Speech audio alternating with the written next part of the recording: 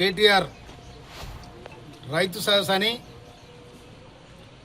రాలిపోయిన పార్టీకి కూలిపోయిన పార్టీకి దానికి వర్కింగ్ ప్రెసిడెంట్ అని నా వర్కింగ్ ప్రెసిడెంట్ అని రకరకాల వేషాలేసి రేవంత్ రెడ్డి గారి మీద అనుచిత వ్యాఖ్యలు చేయడం జరిగింది. 60 సంవత్సరాల ఆంధ్ర వలస పాలన కింద నలిగిపోయిన తెలంగాణ ప్రజానికం మా తెలంగాణ మాకు కావాలని, మా నిధులు మాకు కావాలని, మా ఉద్యోగాలు మాకు కావాలని ఈ విధంగా వేలాది మంది అమరులై తెలంగాణ తెస్తే ఈ పిల్లల సావులు ఈ పిల్లలు చనిపోతున్నారని 2009 డిసెంబర్ 9 తారీఖు నాడు సోనియా గాంధీ గారు తెలంగాణ ప్రకటించి 2013లో కూడా తెలంగాణ ప్రకటిస్తే మీరు శవాల మీద పేర్ల ఎరక తిని సోనియా గాంధీ కాలు మొక్కి పందికున్నలాగా పోయి సోనియా గాంధీ కాలు మొక్కి ఇక్కడికి వచ్చి ముఖ్యమంత్రి అయ్యారు. ముఖ్యమంత్రి అయిన తర్వాత తెలంగాణ ప్రజానికం సరే తెలంగాణ కోసం ఏదో ప్రయత్నం చేసిండు ఉండని అనుకొని నీకు 2014 నీకు అధికారం కట్టబెట్టారు. అధికారం కట్టబెడితే మీరేమైనా ఆనాడు తెలంగాణలో రజాకారులు ఏ విధంగానైతే ఈ ఊర్ల మీద పడి దోసుక తినారో ఆ విధంగా నువ్వు నీ ఎమ్మెల్యేలు నీ బలగమంతా తెలంగాణ ప్రజానికం మీద పడి దోసుక తిన్నారు, దౌర్జన్యాలు చేసినారు, అక్రమాలు చేసినారు, అన్యాయాలు చేసినారు. ఇసుక దోపిడి కాదు, భూ దోపిడి కాదు. ఇవాళ కేటీఆర్కి సవాల్ చేస్తున్నా నేను. మా పిక్కెట్ల ఇసుక నీకు ఎంత బాగా వచ్చింది, నీ శిలకి ఎంత బాగా వచ్చింది, నీ బావుకి ఎంత బాగా వచ్చింది, నీ జయశ్రీరెడ్డికి ఎంత బాగా వచ్చింది చెప్పాలి. ఇవాళ రైతులను కాపాడి మేమంటా ఉన్నారు. ఇవాళ రైతులను కాపాడి ప్రాజెక్టులు కట్టింది కాంగ్రెస్ ప్రభుత్వం. నాగార్జున సాగర్ కట్టినాడు నీ అయ్యాడు, నీ తాతాడు నువ్వు వాడున్నావు. శ్రీశైలం కట్టినాడు ఎక్కడున్నారు మీరు? దూరాలు కట్టినాడు ఎక్కడున్నారు మీరు? మూసి ప్రాజెక్టు కట్టినాడు ఎక్కడున్నారు మీరు? రైతు పేరు మీద మీరు రంకెలేస్తా ఉన్నారు. మీరు రైతు పేరు మీద పెట్టుకోవచ్చు, కానీ రేవంత్ రెడ్డి రాష్ట్ర ముఖ్యమంత్రిని మీ మీద అడుగుబట్టి పాతాళానికి దొక్కి రాజ్యాధికారం తీసుకొచ్చిన కాంగ్రెస్ పార్టీని, కాంగ్రెస్ కార్యకర్తల బలవది మీరు చేసిన అరాచకానికి శరమగీతం మాడిన తెలంగాణ ప్రజానికం. నీ ఎంట ఉన్న వాళ్ళు కూడా మిమ్మల్ని ఓడగొట్టాలనుకునే ప్రయత్నం చేసి మిమ్మల్ని కథం పెట్టారు. అందుకోసం రేవంత్ రెడ్డి గారు ఒక ప్రజానాయకుడిగా, ఒక జడ్పీటీసీగా, ఒక ఎమ్మెల్సీగా, 3 సార్లు ఎమ్మెల్యేగా, రాష్ట్ర ముఖ్యమంత్రిగా ఎదురులేని తిరుగులేని నాయకత్వాన్ని సంపాదించుకొని ఇలా రాష్ట్రానికి ముఖ్యమంత్రి అయ్యిండు. అవునగాడని మాట్లాడుతూ ఉన్నావు. నువ్వు చూతేగాడవా? చూతేగాని మాట్లాడద్దు. రాజకీయ నాయకుడు రాజకీయంగానే మాట్లాడాలి, అంతేగాని ఇష్టం వచ్చినట్టు. అదని ఇవాళ నువ్వు కేసీఆర్ పరుదిస్తా ఉన్నావు. నిన్న బండి సంజయ్ని ఇజ్జత్ తీసిండు, దానికోసం మాట్లాడు. కేసీఆర్ పరుదిస్తా ఉన్నావు.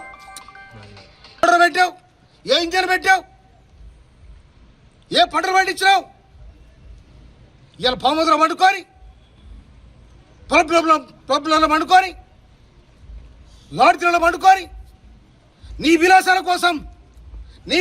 కోసం ఇవాళ మున్సిపల్ మంత్రి శాఖను తీసుకొని విదేశాలని విన్యాసాలు ఎక్కడికి వచ్చినాయి చేస్తున్నారు. మీకు ఎక్కడికి వచ్చినాయి? తెలంగాణ ప్రజల రక్తమాసాలను పెంచుకొస్తున్నారు మీరు. ఇవాళ నీ చెల్లెకు దుబాయ్లో ఎక్కడి విల్లింగులు, బంగ్లాలు ఎక్కడ, మెడ్రాస్లు ఎక్కడి? ఈ ఆస్త్రాలు ఎక్కడికి వచ్చినాయి? తెలంగాణ దోసుకొని ఇవాళ పంపకాల కాడ మీ పంచదైతే నువ్వు, నీ బావ, నీ అక్క, నీ చెల్లె అందరు పంపకాల కాడ పంచబెట్టుకొని ఇవాళ రేవంత్ రెడ్డి గారు ముఖ్యమంత్రి మీద మీరు ఇష్టం వచ్చిన మాట్లాడుతూ ఉన్నారు.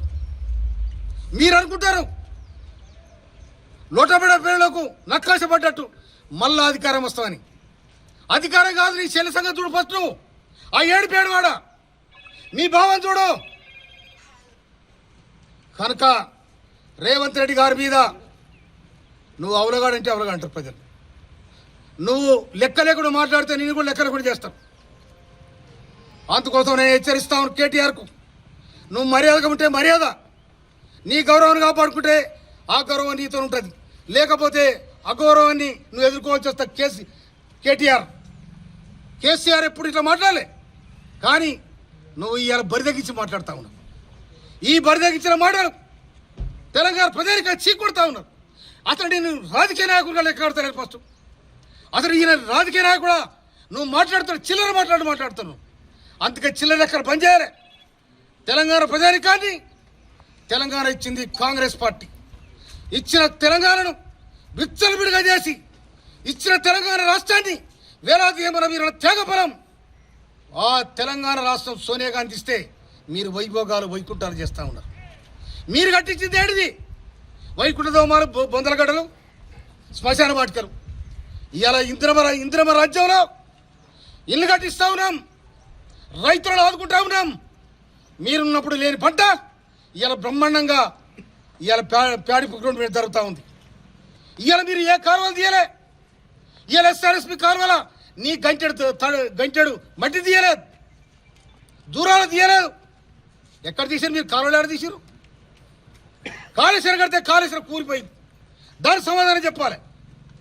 అందుకోసమనే రేవంత్ రెడ్డి గారిని, కాంగ్రెస్ ప్రభుత్వాన్ని మళ్ళీ ఒకసారి విచ్చలవిడిగా మాట్లాడితే దానికి ఘాటైన సమాధానం చెప్తాను కూడా నేను కేటీఆర్ హెచ్చరిస్తా ఉన్నా. నేను ఇవాళ మీరెవరు?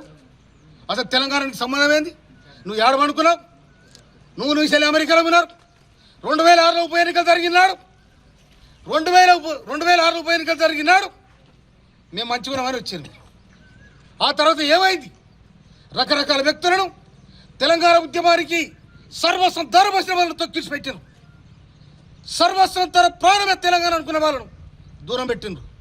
అందుకని కొంప మీద మన్ను పోసిపోయింది రవీంద్రనాయక్. దానికి సమాధానం చెప్పాలి. మీరు భాగాలు పంచుకొని నీ చెల్లె నీ మీద పనికిరాడని మాట్లాడుతూ ఉంది. నాకు తెలియదని మాట్లాడుతూ ఉంది. నువ్వు తెలియదొక్క మాటలు మాట్లాడుతూ నేను చెప్తా ఉన్నా. నీ చెల్లె అంటుంది నాకు తెలివి లేదు, జ్ఞానం లేదు, బుద్ధి తక్కువ మాట్లాడుతుంది మీ చెల్లె. కనుక నీ చెల్లెకి సమాధానం చెప్పు. తెలంగాణ ప్రజానికానికి కాదు, తెలంగాణ ప్రజానికానికి ఎప్పుడో మీకు సమాధానం 2003లో సమాధానం చెప్పింది. మిమ్మల్ని రాకుండా చేసింది. అందుకోసమనే తెలంగాణ ప్రజల పిచ్చోళ్ళు గారు, తెలంగాణ ప్రజలను మీరు మభ్యపెట్టాలి. మభ్యపెట్టి ఏదో చేయాలనుకునే తెలంగాణ ప్రజానికం దేగ కన్నుతో చూస్తే తెలంగాణ ప్రజానికం నైజాం అనే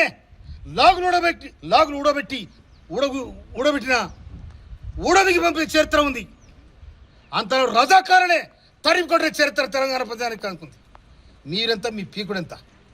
అందుకోసమనే తెలంగాణ ప్రజానికానికి ఒళ్ళు మండి 2023 నవంబర్ నాడు తొక్కుడు తొక్కితే డిసెంబర్ 3 తారీఖు నాడు పొత్తలు కూడా పోయారు. అసెంబ్లీలో కూడా ఇవాళ మీ నాయన ఎందుకు వస్తారు అసెంబ్లీలో? ఇవాళ నీకు ముఖదేలక కేసీఆర్ సమాధానం చెప్పలేక ఇవాళ నేను పంపించి వరంగల్ మీటింగ్ పెడితే నువ్వు అన్ని కూడా పనికిరాని మాటలు మాడుతున్నావు, అవరం మాట్లాడుతున్నావు. కనుక మళ్ళీ ఒకసారి రేవంత్ రెడ్డి మీద కానీ, ముఖ్యమంత్రి గారి మీద కానీ, రాష్ట్ర మంత్రుల మీద కానీ, కాంగ్రెస్ ప్రభుత్వం మీద కానీ కళ్ళబలి మాటలు మాట్లాడితే దానికి సరైన ఘాటైన సమాధానం వస్తుంది. దానికి సమాధానం చెప్పలేక నిన్న బండి సంజయ్ మాట్లాడింది విన్నవారు. బండి సంజయ్ ఏం మాట్లాడిండు? తెలియలేదని చెప్పిండు. అతను ఇంకేదో మాట్లాడిండు. ఆ మాట నేను మాట్లాడను. కనుక బండి సంజయ్కి సమాధానం చెప్పింది. కనుక కేటీఆర్ నీ నోటికి వచ్చినట్టు మాట్లాడితే 10 మంది చూడగానే రెచ్చిపోయి మాట్లాడితే నీకు ఆ జ్ఞానం కూడా లేదు. తెలంగాణ మీద సోయి లేదు, తెలంగాణ వ్యవసాయ రంగం మీద సోయి లేదు, తెలంగాణ పారిశ్రామిక విధానం మీద సోయి లేదు, నీ విద్యా విధానం మీద సోయి లేదు, సామాజిక న్యాయం మీద సోయి లేదు. ఇవాళ సామాజిక నీ దాంట్లో ఒక కొప్పరేశ్వరు ఉంటే కొప్పరేశ్వరును ఇలా కరబాకు తీసి అవతలేసినట్టు వేసారు. ఇలా ఈ మంత్రివర్గంలో 5 మంది దళితులు ఇలా మంత్రులుగా ఉన్నారు, 4 మంత్రులు బీసీలుగా మంత్రులు ఉన్నారు. మీ దాంట్లో మీద రాజ్యం అయిపోయింది, రజాకార్ల రాజ్యం అయిపోయింది. ఇదే మా రాజ్యం అనుకున్నారు, తెలంగాణ మా సొత్తు అనుకున్నారు, తెలంగాణ మేము ఏళ్ళకి నామకరణం మా తెలంగాణ అనుకున్నారు మీరు. కానీ ఆనాడు విప్లవకారులు పడితే హైదరాబాద్ పారిచ్చిన మీరు ఇవాళ తెలంగాణ కోసం మాట్లాడుతూ ఉన్నారు. పొరపాటు కూడా మీరు కరడ గురించి అనుకోకండి. మీరు అనుకున్నప్పుడు ఎప్పటికైనా ఈ రాజ్యం మాదే ఉండదు. కాంగ్రెస్ రానే రాదనుకున్నారు మీరు. ఎప్పుడైతే టీఆర్ఎస్ ఉద్యమకారుడు అనగదొక్కి యాగం చేసి ఆ పార్టీ పేరునే తెలంగాణ పేరునే తీసేసారు. అప్పుడే మీ బొంద మీరు తోక్కున్నారు, మీ బొందలు మీరు పడ్డారు. అందుకోసమనే రేపు 2028 కానీ 29 ఎన్నికలు జరిగితే మీ బొంద మీద చెట్టు, మీ రాజకీయ బొందల మీద చెట్లు మొత్తాన్ని కూడా సందర్భంగా మనం చేస్తా ఉన్నాను నేను. అందుకోసం మళ్ళీ ఒకసారి రేవంత్ రెడ్డి గారు ప్రభుత్వం మీద కానీ రేవంత్ రెడ్డి మీద కానీ మీరు ఆచితూచి మాట్లాడుకుంటే మీ ఎంట పడతాం, వేటాడతాం, రాజకీయంగా సమాధి కడతామని కూడా హెచ్చరిస్తా ఉన్నాను.